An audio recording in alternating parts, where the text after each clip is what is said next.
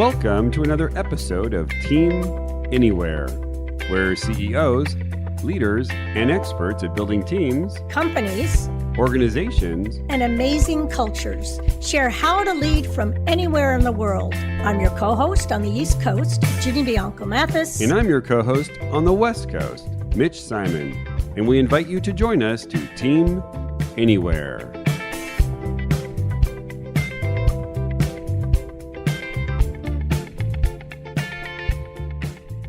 Currently, you can drive to the local coffee shop whenever you want and kind of get your work done. Still, it's noisy. There's no printer, projector, or a meeting room. What if the coffee shop was set up to provide the ideal workspace that you could rent by the hour?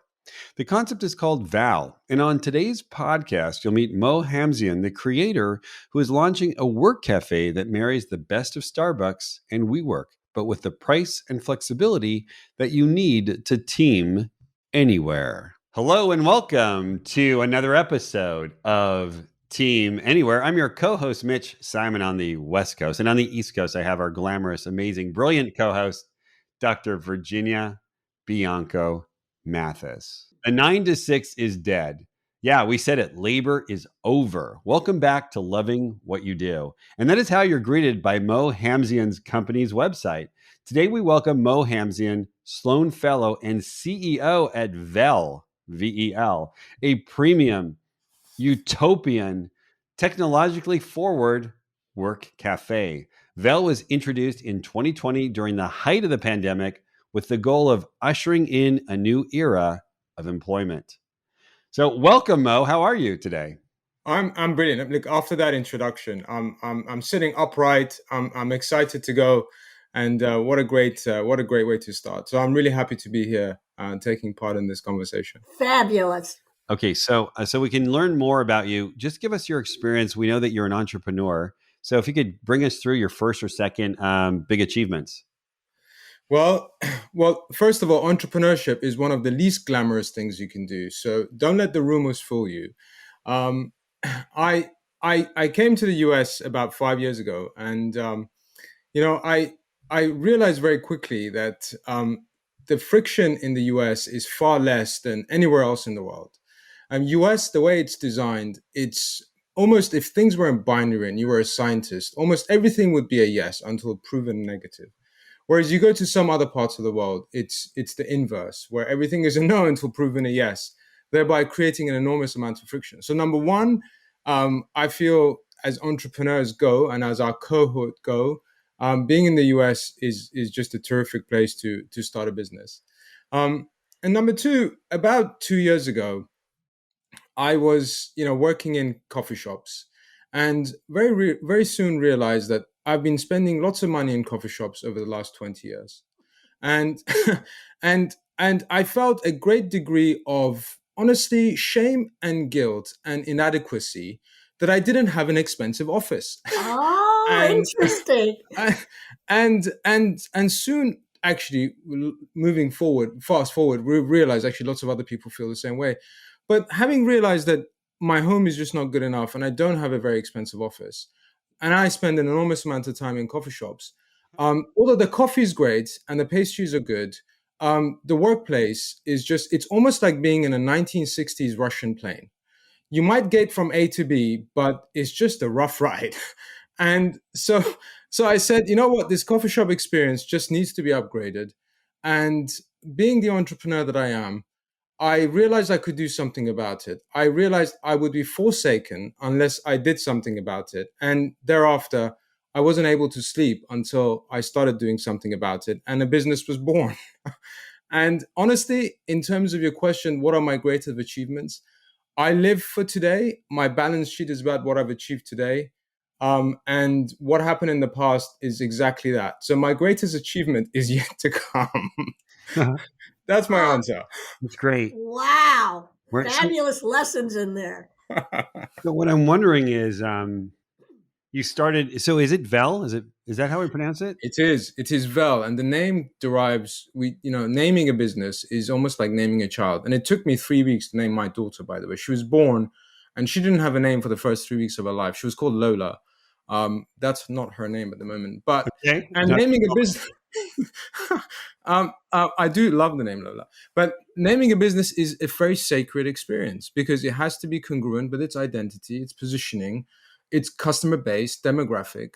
So Vel, and I'm sure we'll talk more about it, comes from this idea of velocity, whereby all human beings, particularly in the workplace, are looking for speed, direction, and trajectory.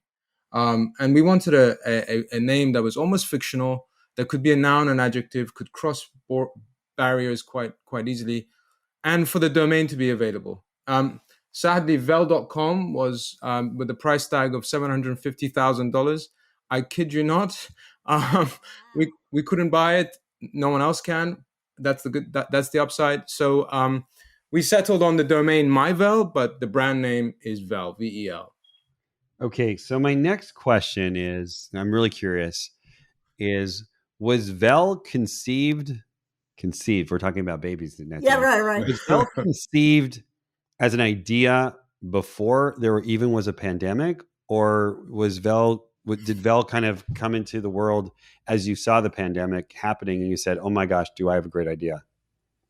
Uh, I think the answer to that would be during the pandemic. Um, and one of those things that are really important to me is, first of all, ideas are cheap. I come from a school that everyone has a good idea, and like everyone has a good book in them. It's the same thing. Everyone has a good idea. It's about turning an idea into a concept, into execution, and then thereby rolling out that opportunity. And there are major gaps and bridges that you have to build. So the idea was definitely conceived um, around or just before the pandemic. But in terms of developing it into a concept, the other thing that's important is almost a fundamental to good execution is timing. The workplace is changing. There's a wholesale shift, which is now making everything legitimate, of us considering a different social contract when it comes to work. And that would have been impossible 5 years ago simply because human beings are a creature of habit and switching costs are real. We don't like doing anything new because we're either afraid or we just the risk is too high, whatever it may be. So given that this collective shift was in place and the workplace is changing, it lends itself very well to this idea that the coffee shop is no longer fit for purpose. Maybe the coffee shop was fit for purpose 9 years ago for a workplace because it was an ad hoc environment. But now the coffee shop is a real place whereby people have been doing work. So it was born during the pandemic. We became very effective during the pandemic. Within a month or two of thinking of the idea and start conceptualizing it, I realized solopreneurs are never going to succeed. Statistics are not on our side to be a solopreneur. You need to be a part of a team. My co-founder, Jack, who's also our COO, lives on the same area island that I do. His kid goes to my daughter's school. And I said, Jack, he was in financial management and wealth management, very successful guy. I said, Jack, how about you stop selling money and come and sell coffee instead? Um, and I thought he was having a midlife crisis because he said yes. And Yes, he was. and, and the rest is that was maybe a year and 5 months ago. And we've been doing this together ever since. All right. So before we get into what the heck is a premium utopian technologically forward work cafe, you say that the pandemic has changed the way that we'll work forever. How has the pandemic changed the way we'll work forever? Well, let me start off by being a bit humorous. That's okay. Switching costs. I'm from England, obviously, but there's a statistics which is now about 5 years old. So you might have lots of people writing comments saying, "No, your guest was wrong." But 5 years ago, this fact was true, whereby you're twice more likely to get divorced, leave your husband or wife in England than you are to change bank accounts, simply because switching costs are so high. Consumer switching costs are so high.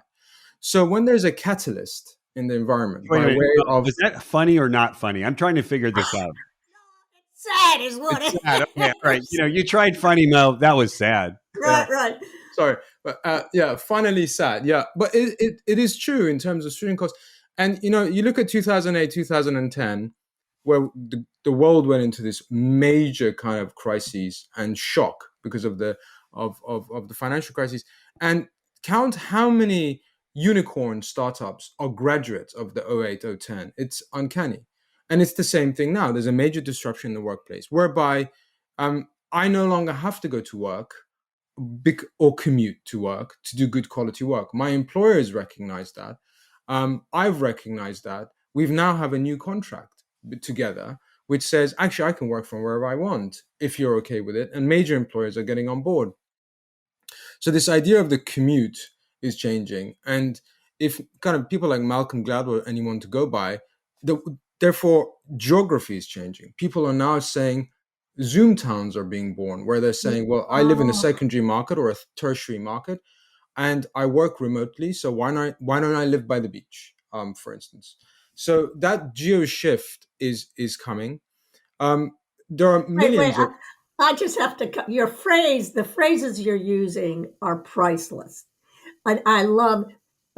You said Zoom zones are changing. Zoom Isn't towns. that incredible? Yeah, Zoom towns. What Zoom town do you live in? Well, he lives on an island, Ginny.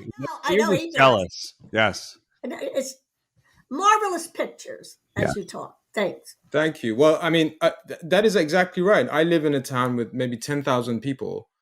And only today, and only possibly in this country, and only possibly in this era, could my co-founder and I create a company whereby everyone we employ is remote. I mean, I don't see Jack every day. I see him I see him 5 or 6 times on Zoom, but I see him maybe every other day at school drop-off. And everyone else who's part of us, we're now almost 30 people, including the investors, the advisors, the people on board. No one lives near each other, and we make it work because we've created a culture around it. We've created a remote culture, and when you're not alone, it's difficult to be a black sheep. When you're not alone and everyone else is in the same boat collectively, I'm doing the same thing or thinking about the same thing, that is legitimate. Now you're actually saying, you know what, it's okay. It's no longer a taboo. It's okay, for instance, to be a freelancer. Maybe 9 years ago, 10 years ago, you might have kind of whispered it to your uncle saying, I'm freelancing because, he doesn't have a job. She doesn't have a job. But today, Upwork has legitimized freelancing, whereby it's okay actually to do that as a lifestyle. And people are thriving because of it. Permission has been given. Exactly right, Jenny. Right. So why do you say that you open on your website at myville.com? Why do you say the 9 to 6 is dead? What's behind all that? Well, the 9 to 5 is been dead for a while, and there's lots of Dolly Parton has sung songs about it. It's been true for a very long time. We think the 9 to 6 is kind of shifted slightly, and it talks about a different conversation. But I'll just regress for a few minutes and tell you why we have a conversation about it to start off with. And we realized very early on, look, what's our identity? Who do we want to be as a brand? Are we a coffee shop? Are we selling technology? Are we selling space? What exactly are we selling? Because time and money is finite. We have to go and invest in that vertical, whatever we're selling. So we realized very quickly as a team that actually we want to sell experience. Very much like GoPro sells experience, Disney sells experience, Nike sells experience. So that became very important for us. And experience requires a brand, requires an identity, requires it to be emotional and engaging. So building a narrative which was sincere and topical became like a quest for us because we wanted to galvanize the customer. And we say the 9 to 6, the way we work and have worked since the Industrial Revolution may no longer be fit. And the internet about 30 years ago shifted that. Companies like WeWork came along and shifted that again by saying to Mo, it's okay not to have a lease because you have a subscription to WeWork. And actually, you're perfectly fine to do that. And now we're talking about flexible, hybrid, and because of that, we need a new kind of work environment and work ethos. And sometimes it's important to fall in love with work again. And labor is the antithesis of that. Trudging through things is not good for innovation, and that's just a mindset. So us tapping into that is to say, the past is dead. Long live the future. We're trying to be one of those startups that usher it. That's really the conversation we're trying to start. Okay, great. So tell us, what is Vel? And how did you come up with the idea? Well, Val, if you and I met in an elevator, this is what I would tell you. Okay. I would say, I would say, if Starbucks was mum and WeWork was dad, and they decided to have a kid, we would be that kid. What does that mean? Well, notice I said Starbucks is mum, the matriarch, which means we're definitely a coffee shop and we're not a co-working. So Vel is, in simple terms, a work cafe, something that's local to you, hyper local, in fact, within 10, 15 minutes of where you live, behaves very much like a coffee shop, but is a workplace whereby you can still be a transactional user. You don't have to be a subscriber or a member. Anyone can come in just like a typical coffee shop. You can reserve seats in advance. You can get flexible privacy in advance. We have the latest technology, latest equipment. We have thought about how you work, whether you're on a Zoom call or a phone call or think space, or actually you just want to be meeting with someone else. So we've started thinking about the modes of work and build equipment around it and pricing around it in a coffee shop setting, to really just upgrade the idea of the coffee shop. And we are complementing your home. We're not trying to disrupt your home place because Vel is not cheap. um, at some point, we are too expensive. If you want to Mm. spend 7, 8 hours in Vel, it might cost you $100, and thereafter you might be better off having a subscription to a co-working. But if you're the kind of customer who goes to a coffee shop four times a week, spending an hour and a half every time you go, spending $10, $12 every time you go, well, then there's really no choice. If we are local to you, you can reserve a pod or a seat in advance. You have secure Wi-Fi, dedicated space. You have equipment that, we have seats that cost $5,000 just for one seat that you can sit in it with wireless charging, acoustic value, um, LAN network. So all those things are in place. Why would you go anywhere else when you can travel the same distance, spend the same sort of money, and go to a coffee shop that is flexible and designed for you to do some quality work? So we're saying don't travel any further. Don't necessarily spend any more than you go to a coffee shop. We want to create this repeatable experience whereby we can be in lots of places very, very quickly. Um, so that's what we So, are. just to comment, what you've created is choice. And that's what the whole hybrid and virtual and why people are happier. They're redefining what work means for me. I can go to Vel on Tuesdays and Thursdays, go to Starbucks I just love it, right? I can create Exactly right. this mural of here's what it means. Here's what works mean for me this week. I love Yeah. that. And exactly right. This is what we say. We say, look, if you want to go to a wedding, you're going to take your iPhone because you're going to take pictures. And if you want to get on your bicycle and go mountain riding and get muddy, you might put a GoPro on. You're not going to take your iPhone. And that's exactly what we are. So you might exactly go to Starbucks on your drive through, but when you want to crush it for an hour and a half on your $3,000 computer, Yeah. you can only go to Val because there's nowhere else designed for you for those hour and a half. So it's actually a very interesting distinction there, Jenny. Yeah, You well, I love, yeah, obviously, you put a lot of yeah. work into who's our customer and all the different situations that the customer might find himself or herself in. And here it is. Here's this picture. Here's that picture. Defining, I hate to use this term because it's overused, but defining the why. I said, as you said, we have no choice but to go to Val. That's perfect. And are there any veils that are running today? There are lots of them running in our heads. Okay. Um, yeah, which is that's where it starts. Thought creates reality. We've secured several leases. We're launching in Savannah in a couple of months. We have a couple of leases behind that. Um, we're highly accomplished people with lots of really interesting backing, and we're enormously ambitious. Startup culture has to be ambitious, otherwise you're not necessarily a startup personality, and which startup doesn't want to grow? um, So we want to get to lots of these vels around the country and then overseas. But next year we'll probably have 3 or 4 of them, and then soon thereafter.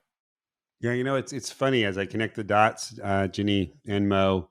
We had Barry Winkles on, who was the head of the Future of Work Institute in Dublin, who was talking about how work will soon be like going to Disneyland, as kind of as you've pointed out there, Mo.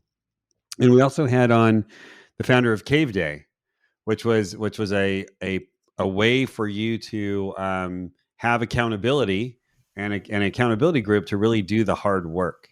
So it seems like, Mo, what you've done, taken at least these two Mm-hmm. concepts, and I'm just saying you have a million others, and put it together. And yeah, I could definitely see that working like a charm and being everywhere. For me, I just need a conference room once in a while. I don't need it Uh-huh. every month, and I might need a small conference room. So I love it, Mo. I'm coming, but Savannah, Georgia, is really far from San Well, Diego. well, Uh, yes, I'm looking forward to your advertising. What is that going to be like? And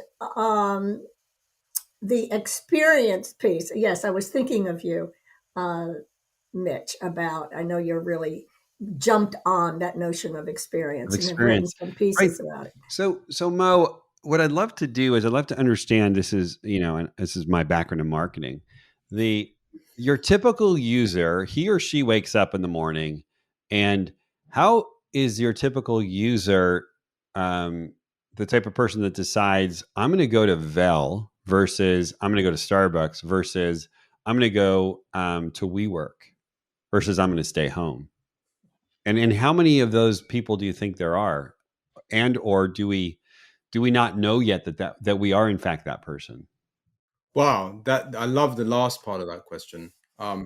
Well, number one, I know enough about kind of marketing to operate businesses successfully, but we're very excited. We've just recently, about 2 weeks ago, hired a CMO, a lady called Jasmine Crowder, and she was CMO of BeatStars, which is one of the largest music platform in the US. And she joined us at Val, and we love that. She's highly accomplished, obviously, but also she comes from this kind of music background whereby this level of experience is very interesting, and customer acquisition. So in terms of differentiation of product and why one customer would come to us versus Starbucks versus WeWork, well, I think Ginny raised this earlier on, and that is, co-working, I love it as a vertical, by the way, because they kind of they pioneered something that maybe Regis was trying for a very long time. Mhm. But WeWork is or co-working for that matter, almost always a commute. It's very rarely, simply because of their real estate cost. They're a warehouse solution. They're very, very rarely local to you, particularly local to suburb or the secondary markets where you live. And co-working, I think, is trying to become more micro. We'll see how that goes. So number one. Number two, WeWork or co-working is a membership program. You have to pay $350 or thereabouts to get a hot desk. There is no privacy thereafter. And one thing we've realized is when our customer is at home, they have psychological safety. They do work really, really well. But after a while, monotony of home and infrastructure of home means you just need to leave home and go to a coffee shop or a WeWork. So a lot of customers, particularly the freelance market, um, don't want to be encumbered by a monthly subscription. They find that unrealistic, just to pay for a hot desk. Um, so we and because they don't have the market share, co-working haven't got the market share. So we've said we want to start off by going after the freelance market, whereby graphic designers, artists, computer programmers, and believe it or not, the numbers are staggering. Upwork and Elderman did a report last year. They do it every year. And you might fall off your seat when I tell you this, but in the US, 59 million people last year did some form of freelancing. That's a third of the US workforce, of whom 25 million are younger than the age of 40. At 75% of all designers across the US are freelancers. Um, so when you look at those sort of numbers, you realize, and combine the workplace is changing and remote work is becoming highly flexible and less dedicated, you realize actually this other third place is becoming important. Maybe 50 years ago, that third place was the library. Today, that doesn't exist. Today, the third place is the coffee shop. Because in England, actually, the third place is the pub, believe it or not. But because you need a third place and the coffee shop. So the customer, Starbucks and Dunkin' Donuts own 70% of the coffee shop market in the US. But a large proportion of their balance sheet, north of 60%, comes from to go and drive through. And they've realized, let's sell product faster in a smaller real estate. That's what they do. So the space isn't there. And Mo, definitely, especially given the numbers you just shared, uh, going after that market makes all the sense in the world. Would there not be a market, and I'm sure you researched it or will be researching it, going to some of the companies themselves, because they're trying to get rid of real estate, some of them, or have a different shape to their own real estate, and they could buy the yearly VEL for all their employees as an option for them to use, and for also the company to use for that occasional conference that they may have by regions, Zoom zones, 4 times a year. Is that? You're definitely onto something. We are trying. We are thinking about introducing a team plan down the line. We definitely believe. We believe the pain point that people exhibit, immaterial of age and function, is the same. And that's why if you're not at an office and you're not at home, there's very little space to go elsewhere on reliable space. I mean, you can go to a hotel lobby or Mitch mentioned getting a conference room. Part of the problem of a conference room, if you want it by yourself, you're paying for the net loss of the other 3 or 4 people who don't show up. You can't find a conference room for one person. So you're paying $50, $60 for a room because it's been designed for 4 or 6 people. Nature of real estate is that way. Well, we have phone booths. Each phone booth costs about $20,000. And these things it literally is like sitting in a Tesla. They're incredible pieces of kit. And we're saying for $5 an hour, you can be in that phone booth. And that phone booth, best lighting, best acoustic, best sound, best air quality, wireless. It's totally secure. It's your own cocoon that you can do work. $5 an hour. That doesn't exist in the marketplace at the moment. Agree, because I looked for it. Yeah. No, I saw it. I saw them. I was at a WeWork 2 weeks ago, and I saw those phone booths. I've got a question for you, Mo. What's your message for business owners who want their employees to have their butts in their seats in their offices at 8 o'clock every day?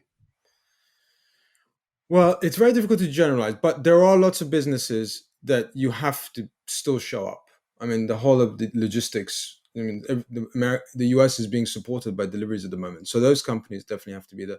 The companies that don't, I think it has to be, I love the word choice, Jenny used.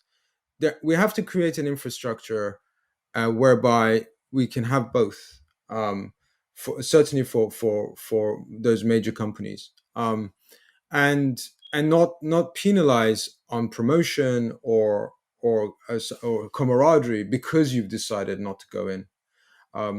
So sometimes it's very difficult to take a car and just chop the roof off and say now it's a convertible. I mean, it's difficult to do that. Sometimes you have to build it from the ground up to really make it a viable convertible.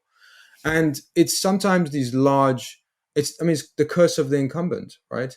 Even Google or Twitter or Uber, these are new companies, but they're enormous companies. They even have a legacy cost, and it's difficult for them to change their footing. It's like an oil tanker trying to do a U-turn. But I think they're trying. The right ones are trying, and it's about the hardest part is to shift culture, to say it's okay, guys, not to come in anymore, and it's okay to work remote. And in fact, we're investing how many millions of dollars to change infrastructure of our software, of our of our buildings to support remote. So definitely the companies that are starting today, like ours, we're at a competitive advantage to be able to adopt some of those new practices than the incumbents.